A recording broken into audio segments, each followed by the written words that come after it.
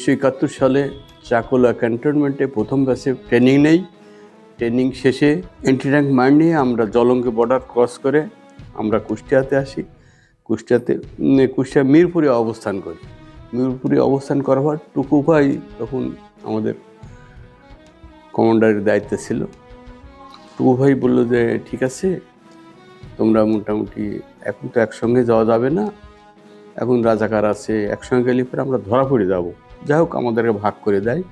ভাগ করে দেওয়ার পরে আমার বন্ধু মারা গেছে মোর্শেদ আলী, এবং আমাকে একটা দায়িত্ব দেয় যে তোমরা এন্টি ট্যাঙ্ক মাইনটা বিস্ফোরণ ঘটাবা। তখন আমরা মোটামুটি ওই এন্টি ট্যাঙ্ক মাইনটা নিয়ে এই জগতে আর পোড়াদার মাঝে কলাবাড়ি নামক একটা স্থানে, ওখানে আমরা ওই এন্টি ট্যাঙ্ক মাইনটা বিস্ফোরণ ঘটায় তখন পাকিস্তান ওই একটা ট্রেন ডেমোলাইজড করে। ওইটাই ছিল সবথেকে তৎকালীন বড় একটা আমাদের বিজয়। যখন বিজয় হচ্ছে দেশমাতৃক, তখন প্রত্যেকেই একটা আনন্দ, 9 মাসের যুদ্ধের যে আনন্দটা, তখন আমরা মনে করছি যে আমরা ভেস্তে চলে গেছি আর কি।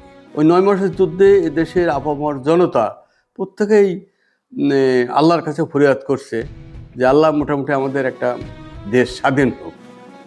ওই স্বাধীনতার ইয়েটা যে কি, এটা আমার এটা বলে আমি শেষ করতে পারবো না।